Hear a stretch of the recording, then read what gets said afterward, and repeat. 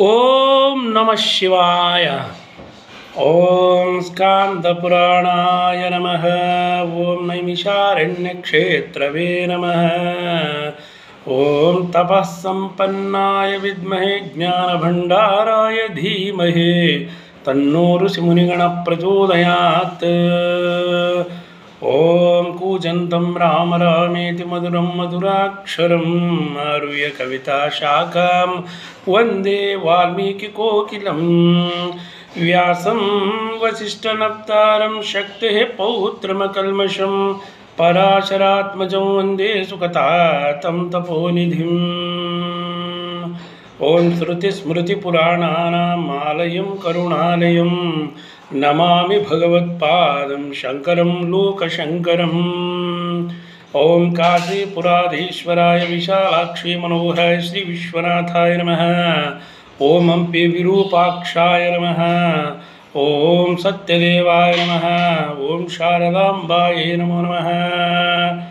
अंदरिकी नमस्कारम अंडी। मनमु ఈ ఛానల్లోని పురాణాలు అన్న ఒక అంశాన్ని మనం చెప్పుకుంటూ ఉంటాం. వివిధ పురాణాలు, అనేక పురాణాలు మన భారత సంస్కృతిలోని ఉన్నాయి. వేదవ్యాసుడు, రామాయణం, అలాగే రకరకాలైనటువంటి ఋషులు రాసినటువంటి, అలాగే వాల్మీకి మహర్షి రాసినటువంటి ఎన్నో రకాలైనటువంటి గ్రంథాలు, పురాణాలు, ఇతిహాసాలు ఇవన్నీ ఉన్నాయి.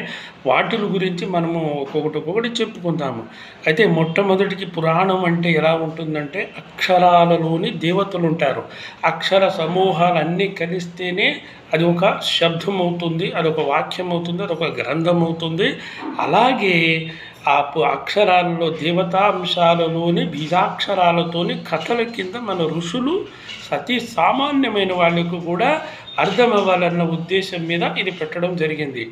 మొట్టమొదటిగా మనము దేవతల గురించి చెప్పుకుంటాము. ఈ దేవతల్లోని అగ్రగణ్యుడు, అందరికీ మొట్టమొదటిగా పూజించాల్సినటువంటి తత్వము గణేష్ భగవాన్ పూజ చేసుకోవాలి. ఏదైనా అత్యంత ముఖ్యమైనటువంటి కార్యక్రమం ఏదైనా ఉన్నప్పుడు ఆ గణపతిని పూజ చేసుకోవాలి. ఈ గణపతి ఎలా ఉంటుందయ్యా తత్వం అంటే, పార్వతీ పరమేశ్వరుడి యొక్క తేజస్వరూపమే ఈ గణేశుడు అని చెప్తూ ఉంటారు. అలాగే ఈ గణేశుని పూజ చేయడం వల్ల సర్వ విఘ్నాలు పోతూ ఉంటాయి. అదేవిధంగా గణపతిని ఎన్నో రకాల గణేష పురాణం ఉంటుంది. గణపతికి సంబంధించిన సామాన్యంగా గణేష్ ఉత్పత్తి అని చెప్పి అనేక స్కాంద పురాణాల్లోని, బ్రహ్మ వైవత్వ పురాణాల్లోని రకరకాల ఎన్నో పురాణాల్లో ఉండడం జరిగింది. అలాగే శ్రీమద్ భాగవతంలో కూడా ఈ గణపతిని పూజ చేస్తే సర్వశుభాలు కలుగుతాయి అని చెప్పి చెప్పడం జరుగుతూ ఉంటుంది. కాబట్టి ప్రతి పనికి ముందు కూడా గణపతిని పూజ చేసుకుంటూ ఉండాలి. ఆ గణేష్ భగవానుడు ఎంతో శక్తి సంపన్నమైనటువంటి దేవతా స్వరూపము. అలాగే ఈ గణపతి ఎలా ఉంటుందయ్యా తత్వం అంటే, ప్రార్థనతోని ఉన్నప్పుడు మహాదయాస్వరూపుడు కూడా అని చెప్తూ ఉంటారు. ఎలక వాహనమై ఉంటుంది, చతుర్భుజుడై ఉంటాడు, లంబోదరుడై ఉంటాడు, అదేవిధంగా ఏకదంతంతో ఉంటాడు. ఇలా ఎన్నో రకాల 21 నామాలతోని విరాజిల్లుతూ ఉన్నటువంటి అద్భుతమైనటువంటి దైవము ఈ గణపతి.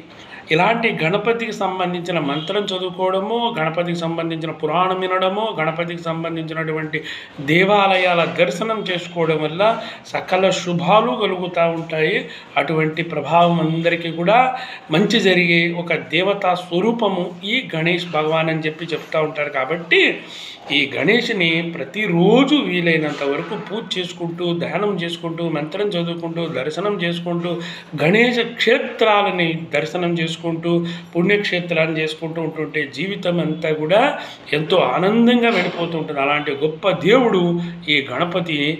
ఓం గం గణేశాయ నమః. ఓం శాంతి శాంతి శాంతి. ఓం పూర్ణమదః పూర్ణమిదం పూర్ణాత్ పూర్ణముదచ్యతే పూర్ణస్య పూర్ణమాదాయ పూర్ణమేవావశిష్యతే. ఓం శాంతి శాంతి శాంతి.